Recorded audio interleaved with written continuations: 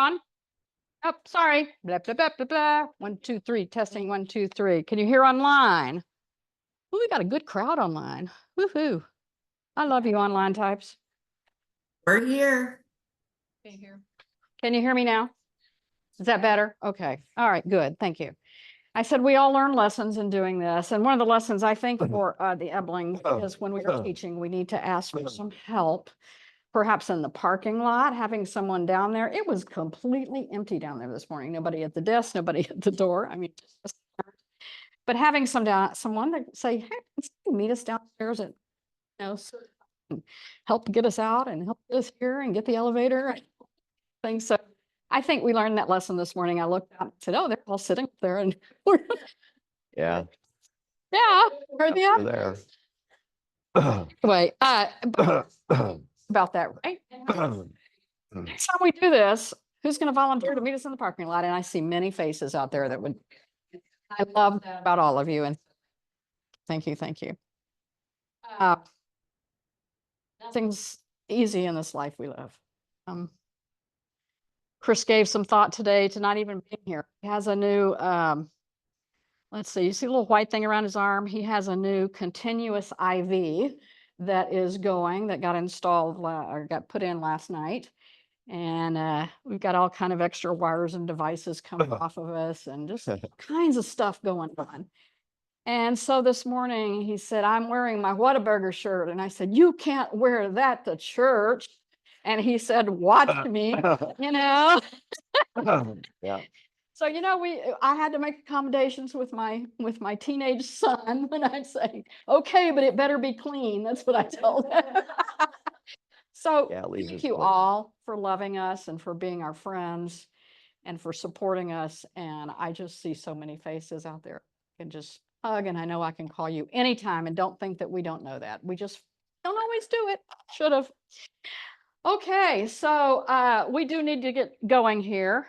Thank you for being on hold for a while. Last week we started talking about what's the church going to be in 500 years.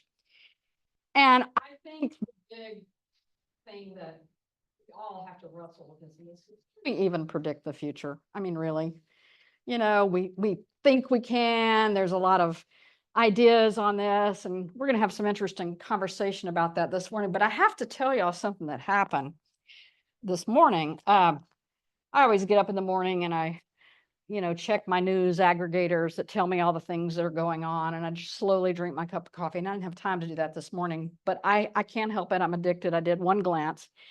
And in the New York Times, the major story today, that on Sundays they'll do these in-depth analysis and stories. And so they said the one for today was they had done a big interview with some of the CEOs of the big media streaming companies. Netflix, Amazon Prime, HBO, all these are now it's called Max. It has a new name. So can we predict the future? It was about what they were saying the future of media and streaming is. And it just caught my eye because the title of it, even though we can't predict the future, we are going to analyze it. And the title of this article in the New York Times today was The Future of Streaming TV, according to those trying to figure it out. And I thought, could we just change that to the future of the church, according to those who are trying to figure it out, or to the future of the oil and gas industry for those who are trying to figure it out, or the future of banking, or the future of all kinds of things, education, name 10 others, right? We're all trying to figure out where things are going. And that's just what we do. But now in today's world that analytics and the availability of data, we're just looking and looking and looking at it. So we're going to have a little bit of fun with the future of streaming TV as we get started this morning. So the subtitle of this big piece that they did in the New York Times today was called Who Will Survive, Die, Thrive, and How? Aren't we asking those same questions about the church? Who will survive, who will die, who will thrive, and for how? So let's compare the church to the media. We're going to play this a little bit. So the first one, this big article was broken into subsections and they all had titles. And the first one was, oh, I'm so sorry. I'm advancing mine here. Yeah, that's where we are. You can go back and show my pretty pictures from before. but we're gonna analyze it, right? Isn't that how we do things these days? Okay, so the next one, sorry. The future of streaming TV, according to those who are trying to figure it out. Okay, so the first section of this article was called The Magic Subscriber Number. Now, what do we do with that in the church? It's not the magic subscriber number, but, pardon? Pledges? Oh, yeah, I'm on the finance committee and we spend a lot of time trying to figure out what our magic number is that we need on pledges, right? What are some other ones? Name tags. How many do we need to order and how much are they going to cost? Membership, right? It's the same thing that they're looking at. What is the magic number to be profitable? What is the magic number to stay in business in the church, right? How much money do we need in next year's budget in order to keep things the way they are, right? What are y'all laughing about back there? Okay. All right. The next thing they talked about is that the good shows, it was entitled $50 million an episode, over and over. So they're getting these big blockbuster shows that everybody just loves and they binge watch them the first day they all come out, but they're costing $50 million an episode for some of the really good ones. No, we're just staying here. What would you think might be what we're doing in the church if we're analyzing the problem of $50 million an episode?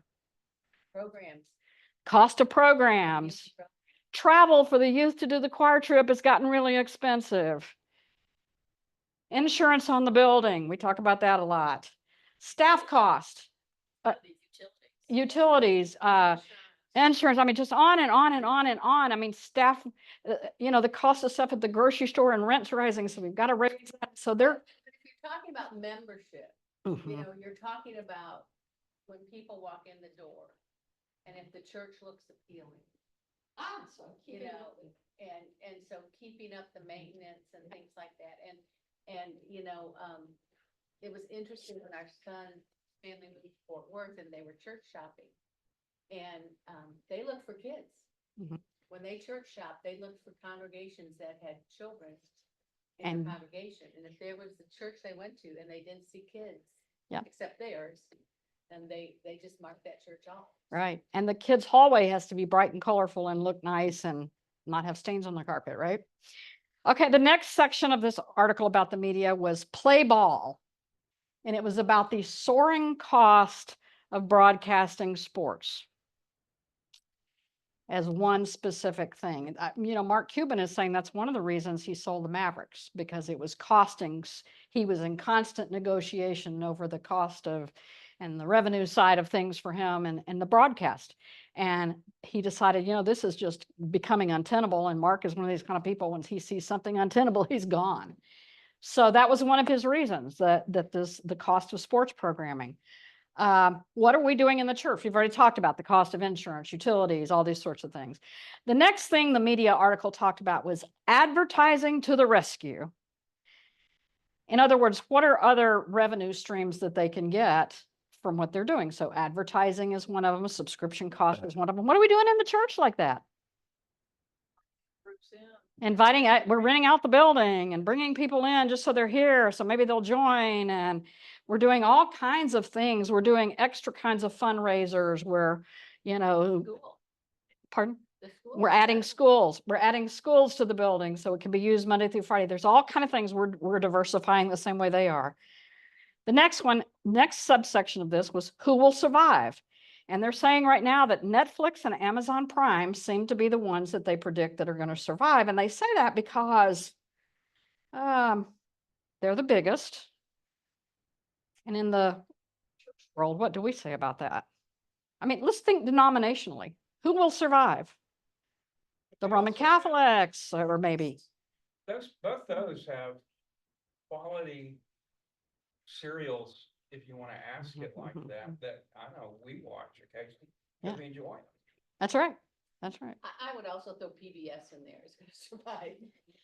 Well, we hope so, but right now the numbers are saying that certainly that they've identified the two big ones. So all the CEOs sat around and said, well, we think Netflix and Amazon have got the formula down, and we think that Gateway Church has had the formula down in the Dallas area lately, but if you've been reading the news lately, they're kind of struggling a bit this weekend. Okay. So then there's the bundling conundrum. If you bundle Max and Hulu and Disney Plus with Netflix, will more people buy it? What do we try to bundle in the church world? We might be, I mean, you know, what the heck? Can we have a church that the Methodists and the Presbyterians and the Lutherans and maybe even the Episcopalians all go in the same building and share worship? And surely we can work out something on our different worship styles, or we can just have worship at 8, 9, 10, 11, and 12 so that everybody gets their own way of doing it in. But yeah, bundling of buildings. They three get small and they come. Three get small and they blend them together. Well, different, you know, the Ghanaian denomination in Garland. Yeah. At one of the Garland churches. Yeah, Presbyterian churches. Yeah, they've got one of the Presbyterian churches in Garland that I think has services in 3 or 4 different languages now. And maybe there is some merit to this idea of ecumenical worship, right? If we can just decide on a common worship style, right?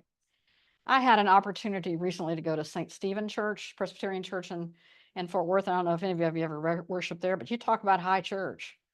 I mean, you wouldn't have recognized it as being the same denomination as Canyon Creek, not at all. You know, pardon? Ooh, I could talk all day on that. You know, high church, what they call high church, they lots of acolytes, not just 1 or 2, but a whole slew of them that do all kinds of different things and walking out the Old Testament and walking in the New Testament before they do the New. I mean, read very, very specific kinds of things. It was quite an experience. Actually, I enjoyed it, but I did that every single Sunday. The Holy Spirit came in on these big poles that had ribbons. I mean, they were being put over the whole congregation, and all these acolytes are coming to, you know, the high school flag corps, you know, when they did, it reminded me of that. But it was the Holy Spirit coming in at the beginning of the service. Yeah, it was fascinating. It's I've fascinating. already been there, Yeah, maybe not. yeah, maybe not. Y'all go there sometime if you're ever over in Fort Worth and you'll see what I'm talking about, and you'll say, well, that's not Canyon Creek.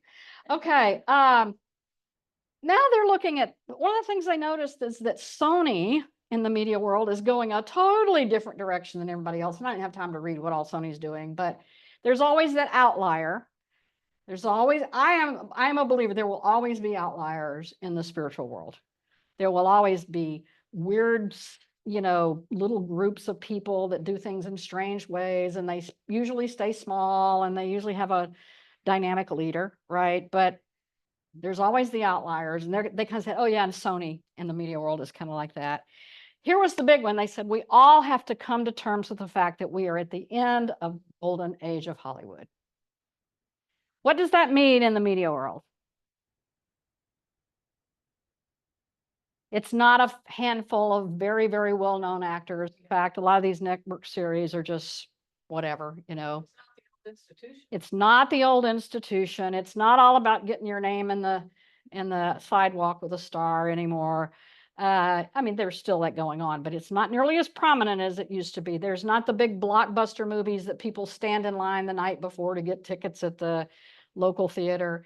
It's the end of the golden age of entertainment as we've known it, and it's going to a much more distributed, micromanaged kind of targeted environment. But they really talked about what they're struggling with about it being the end of the golden age of media, especially with, you know, you think about all the time, always used to gather around the TV on Thursday nights, and from 7 to 10, we watched, what all did we watch on Thursday nights?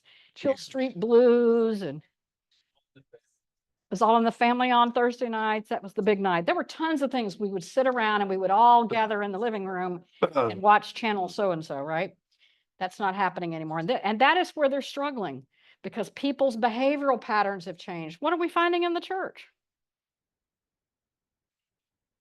35% online. 35% online. Karen let Chris wear a Whataburger t-shirt to church today. And if he had done that decades ago, what would people have said about him? Is he homeless or something? Is he homeless or something, you know? Yeah. Did you notice Karen let Chris wear it? But The- As a kid, I wouldn't wear shorts to church. Yeah. Look at you today. Yeah, We no had a way. discussion about that this morning. Okay, but the end of this article about the media future, it said, however, we all continue to be optimistic, right? And Robert, isn't that how CEOs always in their interviews? Yes, we continue. Yeah, we got it. We Yeah. got it. We are optimistic about the future because what? Entertainment will always endure. And we said last week, we're optimistic about the future of the church. Why? Because the gospel will always endure, because we as humans are spiritual beings. And that's just proven over and over that we have an attraction to it, the same way we have an attraction to entertainment. Entertainment and our need for entertainment, they believe, will always endure. It may have a different form. And I think that's what we're seeing in the church today. So this was a great story in the New York Times this morning that kind of added some color commentary to what we're looking at. And I hope it gives us this perspective of what, I am not the CEO of Christianity, and Chris is not the CEO of Christianity Form B, but we are going to talk today about what we have seen and read and studied about what may be some of these future trends that we're going to see, just like these CEOs are sitting around. Next chart, please. And here is where I'm going to turn it over to Chris this morning. You got your mics on? You want to do a mic test? I think so. Can, I you, think can everybody online hear Chris as everybody well? hear me? Okay, great. Thank you. Have you officially turned it over? I'm officially turning it over, and I know you can't see behind you. but No, if I you- can't see anything behind There's me. a So, chart back there that says, does history repeat? okay. I just want to make one comment about the previous discussion. Was what I'm starting to see is the intersection of entertainment and church. Oh, yeah. You know, people are looking to be entertained instead of looking for a spiritual home and a way to serve. And so they switch churches until they find one that is entertaining and kind of supports their worldview. But that's just my an aside. So does history repeat itself? That's a huge question that's been debated throughout history, I guess you'd say. And I know, Mark, you and I can have an interesting conversation about this. And I know he has very strong opinions on it. But, as with anything in human society, there's those that say yes, and there's those that say no. So let's look at some of these. Let's look at the yes side of things. So there are those that believe history repeats itself in cyclical patterns. You look at the rise and fall of civilizations, human behavior certainly repeats itself over and over. It's just part of our human nature. So, it's a pretty, I tend to think that way, but maybe not as strong as other people do. But, Phyllis Tickle, we've talked about Phyllis and her 500-year rummage sale. She has detected a pattern that every 500 years, the Christian church goes through this huge upheaval. And, there are, even in nature, there are instances of where patterns repeat themselves. So why shouldn't patterns repeat themselves in human society? I think a good example of patterns in nature is, who can tell me what the most ubiquitous shape in nature is? The one that's found everywhere. Spirals. Spirals all the way from DNA up to galaxies. So the spiral is the most common form of geometric shape in the universe. So if we could have patterns in physical nature, such as that goes all the way from subatomic all the way up to galactic, then why can't we have cyclical patterns in human behavior and human history as well? So it's a pretty good argument for that. A little less than that, Mark Twain had something he called historical rhymes. So this is a little less deterministic, I guess. History doesn't repeat itself, but it often rhymes, which I thought was an interesting way to think about it. So it's not, we don't have exact replication of themes and patterns and conditions that appear over and over, but it's, you can detect the echoes of them in history. So that's a little bit less than deterministic cyclical patterns. So those are kind of the two yeses, right?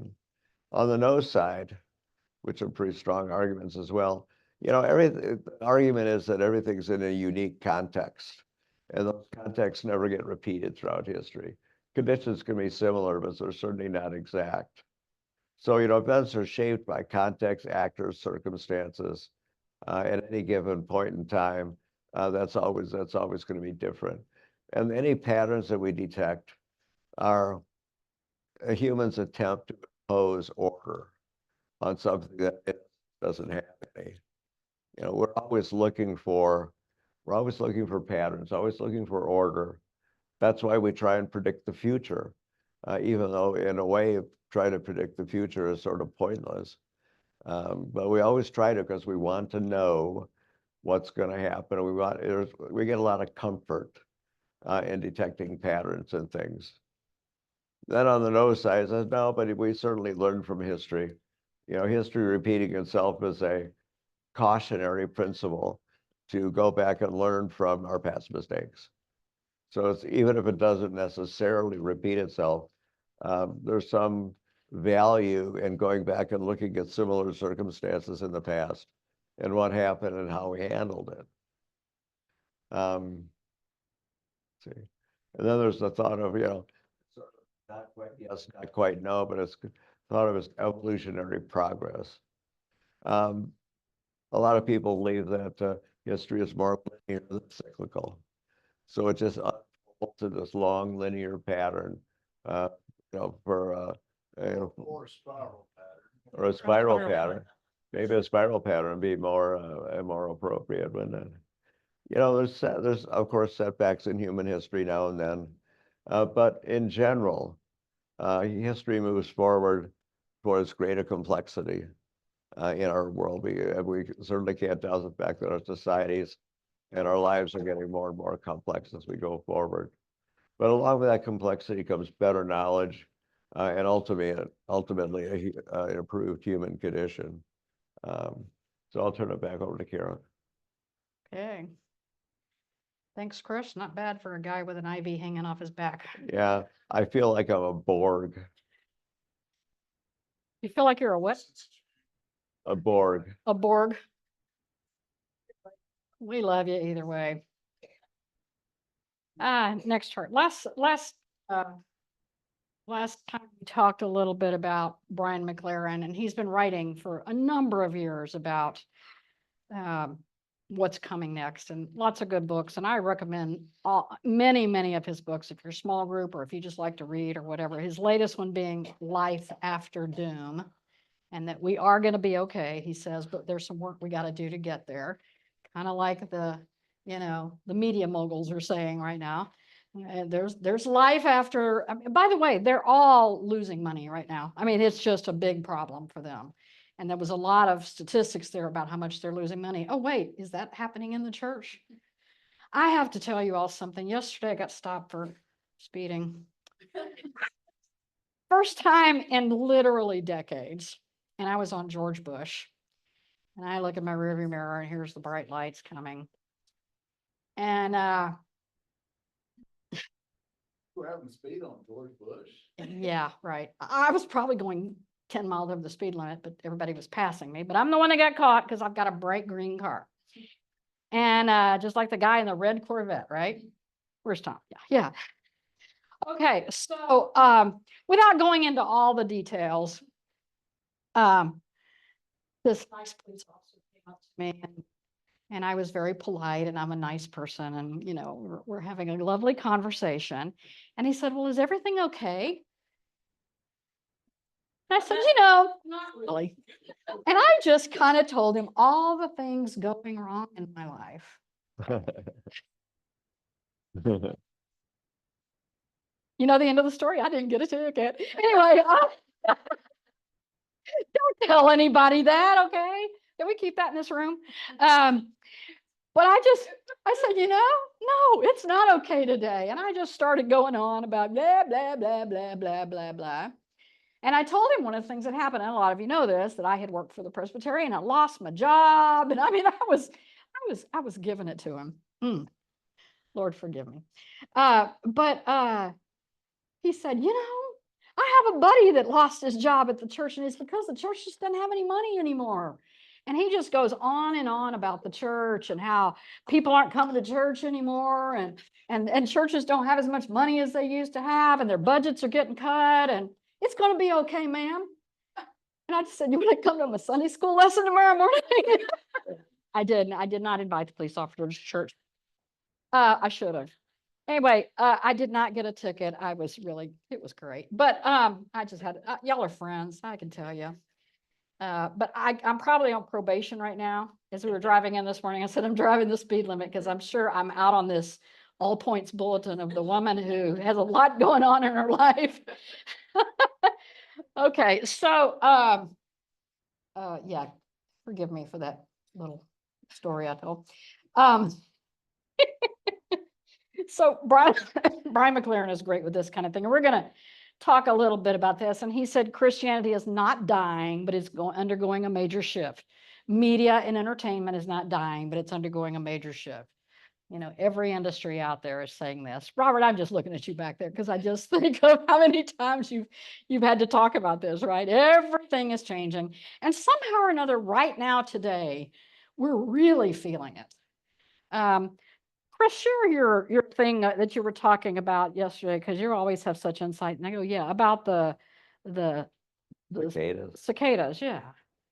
Yeah, so there's a lot of cycles going on right now. There's the generational cycles that are going on with us. Andy's sermon about the 4 turnings is one cycle we're in. Phyllis Tickles is another cycle we're in.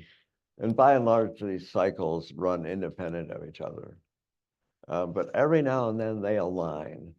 And sometimes the alignment is good. Sometimes the alignment is bad. I would argue that the alignment we're coming up on is probably not good. It's going to be real tough to get through. But the example I like to use is just what just happened recently with cicadas in the East Coast. So we have 13-year cicadas and we have 17-year cicadas. Nobody knows why, but one brood of cicadas emerges every 13 years and another brood emerges every 17 years. And every now and then those align, just math, right? It's just math. And just so happens this year that they aligned and we got bazillions and billions of cicadas that have emerged all over the eastern part of the United States. And so that's kind of similar to, I think, what's happening here is, again, we have these cycles that are running independent of each other, but they're all lining up right now. They're all coming together, and it's forebodes a tough transition going forward. The plague of the locusts. Kind of like that, yeah. Very likely the same alignment of cicadas, right? And I think that's a good example, and there's lots of others. The eclipse, right? That's another, yeah, we were just thinking about that. That's another one, like it happens only so many years in our neighborhood, right? Where we can sit out on our front lawns and watch the total eclipse. And everybody's saying, you know, this isn't going to happen for another oomty-toon years, however many it is, in North Texas, right? And so we are in this crunch right now where I think a lot of things are coming together. I would even say the turn of the century was one for us. I remember 1998 and 1999 and how kind of nervous we were about, you know, it's just that. No. I remember going out in the front street in our house and all the neighbors coming out and just staring to see if the end of the world was going to come. And then it got to be 1 a.m. and we all went to bed. I mean, it was kind of no big deal. Computer business worked, calling to make sure all the computers were working. Yeah. List. But I think that we are seeing a lot of radical transformation, and it makes us uncomfortable right now. Brian and many, many other religious social scholars, I mean, it's kind of a combination of sociology and religion that they're looking at here and how we react as human systems, are saying that one of the big transformations is this whole idea of going from a system of beliefs to a way of life. Now, we've always imposed way of life. I mean, that's happened in the early church. It was a new way of life, right? There was the Jewish Pharisees and all the dogma and everything that the church of one true God had. And then all of a sudden, Jesus comes in and he disrupts everything. And he says, our way of life. Scriptures kind of like that. Pastor of The early church was called the way. the way. Yeah. It's a new way. And Jesus says, you know, I come to give new life and everything's going to be new and different going forward. Well, we might be on a precipice of that, not at the level of Jesus Christ transformational gospel, but in context of a lot of this. But we are focusing more on a new way of life that's more about love and compassion and justice rather than dogma. And dogma is one of those funny church words we use, right? But it really means like this is the way it is, and you believe it or you're out. You're in or you're out. And if you don't believe it our way, and then you start fractioning all that because two people don't believe, and then they create two separate groups. And then those two groups create two more groups. Yeah, And this may be in line, it may not be. Yeah, yeah.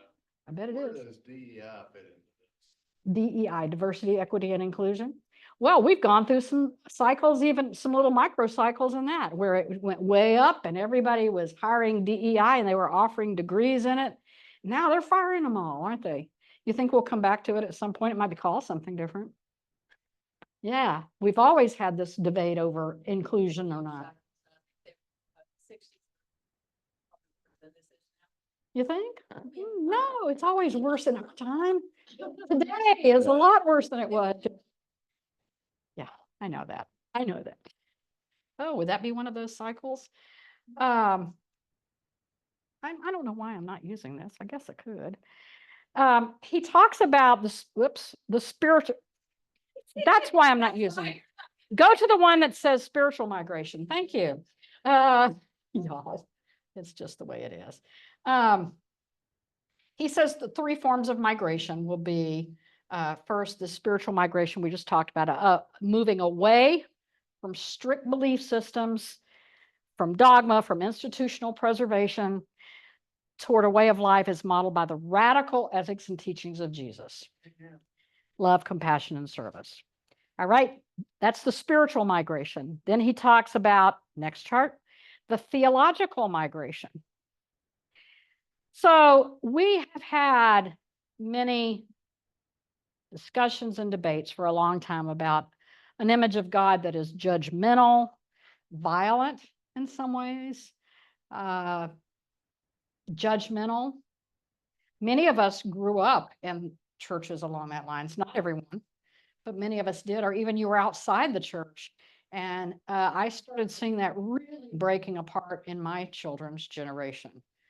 I was a divorced single mom, and my daughters were attending a church with some friends that had a very large youth group, and they said that they weren't welcome there because their parents were divorced. And boy, the kids rebelled against that horribly. I mean, they still remember that and will maybe never forgive that. And even though I've told them it's okay, but that was a deep bruise. But there have been, that's not just, I mean, we have seen it over and over and over down through times. But moving toward a God, and I think this is a great thing if it really does happen, but a big generational shift of this. And I'm hoping another 500-year pattern, a God who is loving and intimate, has a sense of presence, and who is committed to justice and peace. And in peace in this term, nonviolence. Aren't we pushing for that? Don't we hope that happens?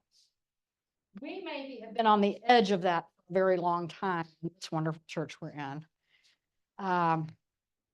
But don't think we're all about that. We still have our judgmental God. Still have our judgmental God. A lot of churches are hanging very tightly to that. Yeah. Original. Yeah. thing. Yeah. For the last 2,000 years. Right, it's not gone by any. No, it's not gone by any means, but sometimes I said this last week in our little bubble that we live in right here. We think, we don't do that anymore. Let me tell you a story. When I was working with the presbytery, I went to another worship service at another Presbyterian church here locally. And I went with another group of pastors. The church was having some issues and there was a meeting that was going to be in the afternoon for us to talk. So we went to worship that morning. And then we went out to lunch before our meeting in the afternoon. And one of the pastors there said, "Did you notice what that pastor did this morning?" I said, specifically, and it happened to be a communion sermon, a communion service. And this pastor actually walked in front of the communion table and did the words of institution. And I said, okay. Ellen, is that okay? I think that Jesus walked wherever he wanted to walk. and I said, Well, okay, Ellen. When you went to seminary and when they teach you the right way to do communion, what do they tell you? They didn't tell me you have to stand behind the table. Oh, Ellen, please play along with me. Not stand behind the table. Yes. Ellen is such a rebel. But yes, Pat, Never could walk. absolutely never walk that. You always have to stand behind the communion table. Spend the next hour talking about why and blah, blah, blah, and the symbolism behind it. And, we're not better than Jesus. All these kind of things like this. Thank you, Pat. Thank you.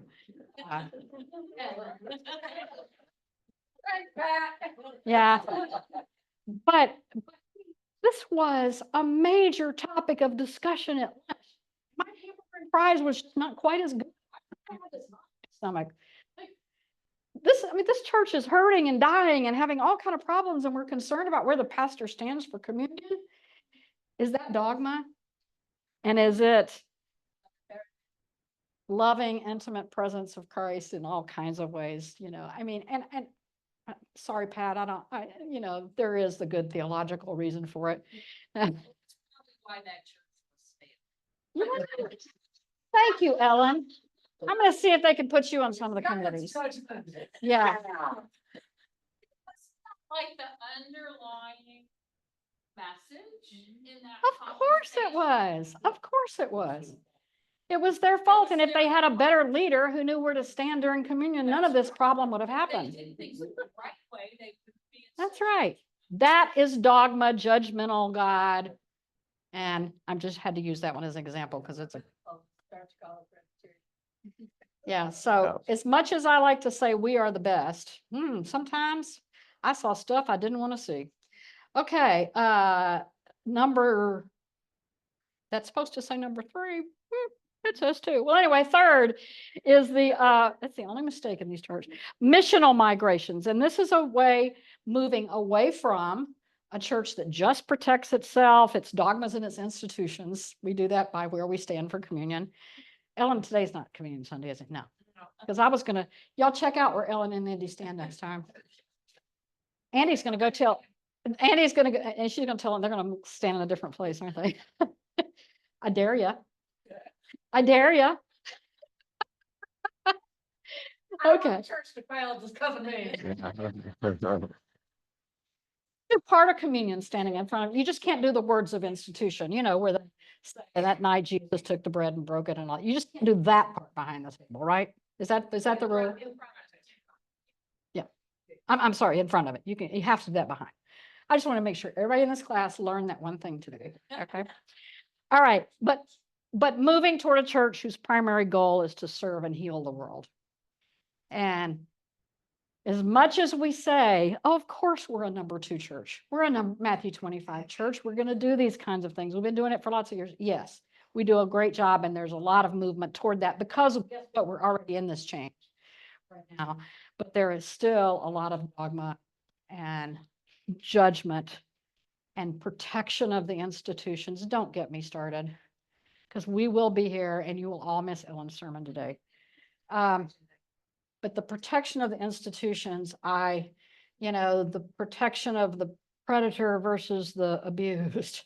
Don't we see that happening over and over? Chris told me, don't get on that topic today, Karen. We'll never leave. Okay, so the last part here, and it's coming to our end here. So let's look one more time back at the last 500 years. This is not true for all the 500 years. It's not true for all the different groups of us, but it's generally what we've seen over the last 500 years. I know you can't read this because it's small, but anybody who wants to copy these charts is welcome to have them. We have had thriving, on a positive thing, thriving community-based churches, but there's been a hierarchy. If you've ever been to Europe, it's more true than it is even here. you see the Duomos and the cathedrals and the basilicas. Those were all, it was really important as they've been building these big buildings that you see in Europe, and we have them in the US too, that they got titles of, and it all had to do with how big they were and how wide they were and who was resident there and the church infrastructure and all these kind of things like this. Pardon? And whose name tag was on the bench. And in the US, we talk about them as in town whose steeple is the tallest, right? We talk about pastors who go to tall steeple churches and not tall steeple churches. And guess what? We have a really tall one here. And we can see it from far away. We're not judging. It's We're on not- our rector set. yeah, we're not judging. We can take it apart. We can. But that's been a big thing. Community-based churches that start competing with one another. That the positive thing is they're community-based. I have very, very fond memories of growing up in a church that was people I went to school with, and my teachers were there, and school principal. I was so proud of the fact that my school principal went to my church and not the Methodist church next door, you know, and there was one on each corner. You're laughing at me. Corner. Grew up in a town with 300 people, so we only had one church. So, but you know, the very small community church, you see them out in rural areas now, the little clapboard church, those were the pillars of those communities for so long. That's not just true in our lifetime, but it's been true for many, many years and throughout all the nations of the world. Europe is a good example of that.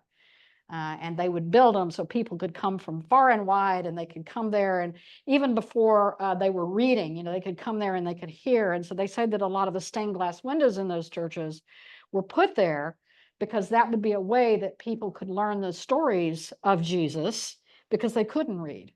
And so it was a way of, there's good and bad in that. Let's say there's good and bad of that. We lived a life of dogma and rules. I think I've hit that one enough today. Complex institutional infrastructure. Oh my goodness. But there's not just hierarchical church institutions, but there's foundations. And, you know, a lot of churches have a foundation separate from the church that manages endowments, and it gets really complicated. We have a little endowments committee here, but it's still, you know, but I tell you, some of these churches get in big fights with their endowment board and their session. And those two fight with each other because they're two separate entities. We have boards, we have sessions. That means they have lots of it, but it's a control thing between the foundation board and the local session who's trying to run the church. Agencies, you have mission agencies, you have lending agencies within the church infrastructure. We could just go on and on. Go to the PCUSA website and look at all the agencies and departments and divisions and, right? I mean, it's just all over the place. And we're not even one of the big hierarchical ones. Look at a lot of the other churches that have so much stuff that we have built around. Brian McLaren told a big group of pastors, he said, and the only good in all of that is that they do provide you pastors with a benefit. Life insurance, health insurance, and a pension. And that's the good thing about them. The rest of it, me. He said, so if you need to stay with them so you can keep your health insurance, please do. We've had this missionary focus to convert people to Christianity.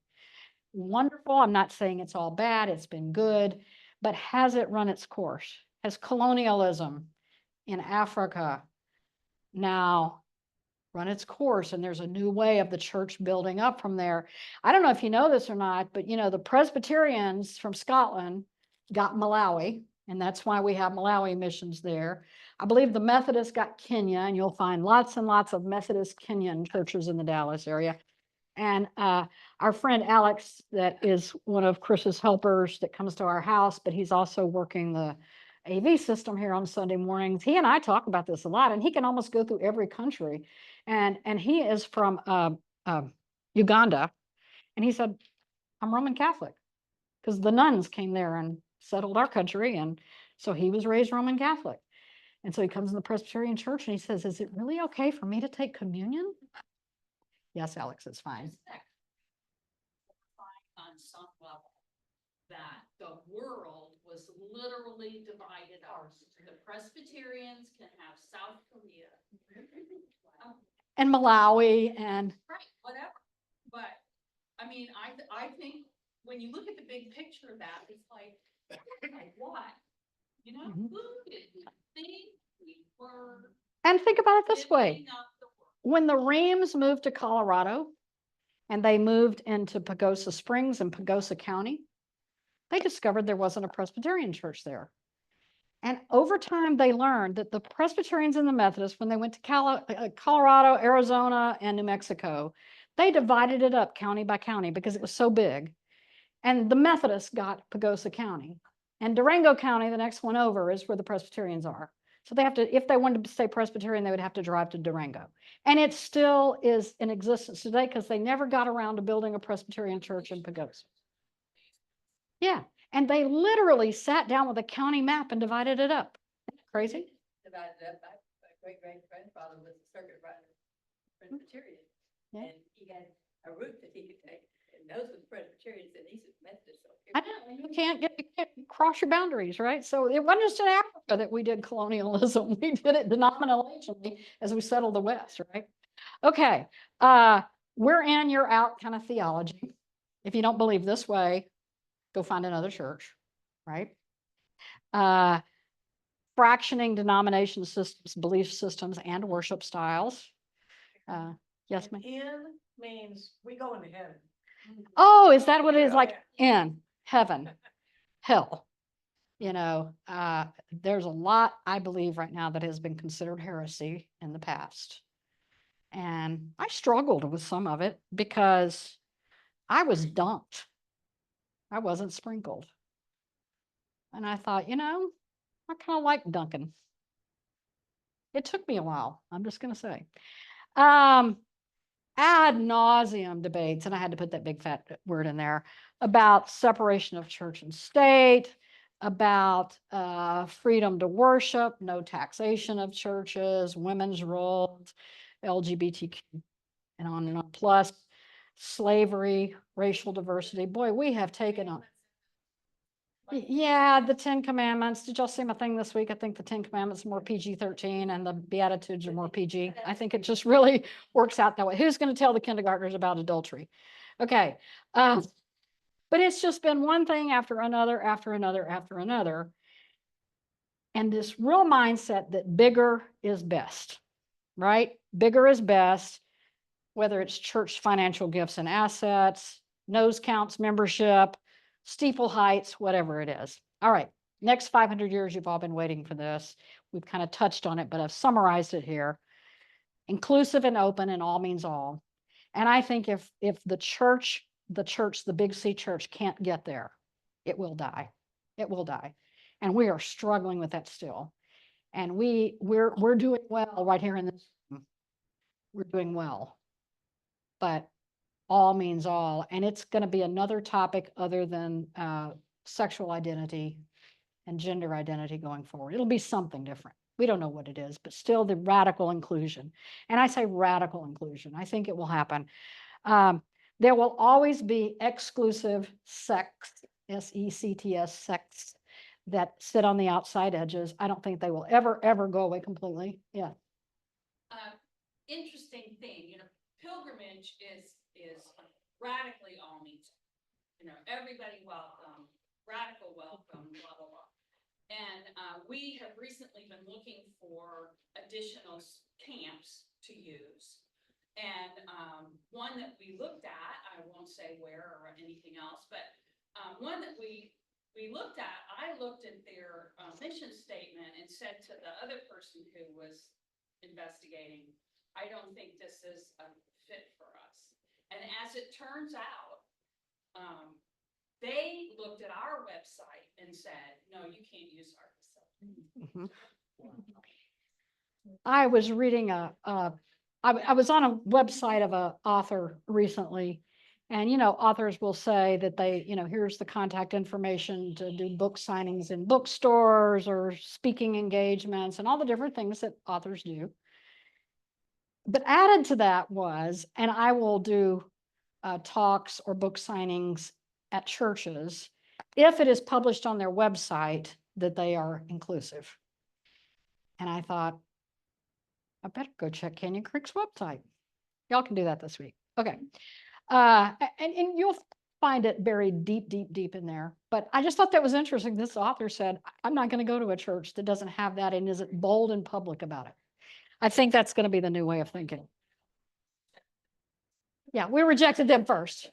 That's right. Yeah. Boy, this one is one that's going to be hard for us, some of us to swallow.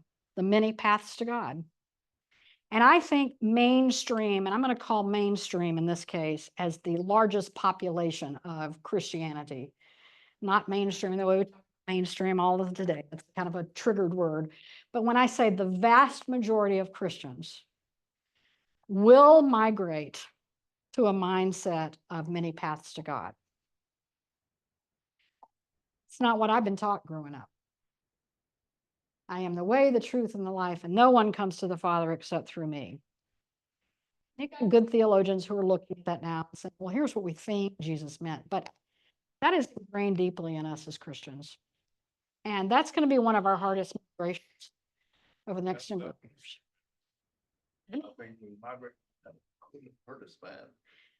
I don't know. That's a good question. A couple days ago, Chris, a couple days ago, we were at the doctor's appointment, and something came up with his doctor, who's from India and has been in the U.S. a long time. And she said she was Roman Catholic. And she said, but I also believe there's many paths to God, because she's got this Hindu influence that from where she grew up. And she started telling us about that. And we are seeing a lot of shift now in people, even as theologians that are coming out with the, Chris, I'm losing my word. Yeah. But the whole theological idea that there are many paths to God, and what does that really mean, and how do we start grasping that? I think going around the internet, it's all the variations of religion's version of one another. Yeah, Yeah, it's a very common theme. yeah. Everybody's got something. I will tell you that about 10 years ago in this church, we were teaching a Sunday school class, and Chris, you want me to share your experience, or? Well, no, Okay. I made some comment about it. It was a personal comment. And I think I went out of my way to say this doesn't represent the views of the Presbyterian Church in any way. And I said, I believe that God has reached out to different peoples in different times, in different places, in different ways. And the various religions are a response to that invitation from God. And I said, this is just my personal belief. And I said, I believe God reached out to me through Jesus, but he reached out to other people through other means. And I got a call from Andy the next day saying that somebody had complained that I was teaching universalism to the class, and that was not okay. And in fairness to Andy, I don't think Andy was calling to reprimand Chris specifically, but to No. just say, I want you to know Yeah. I got a phone call about something you said in Sunday school class yesterday, and I just need you to be aware, Who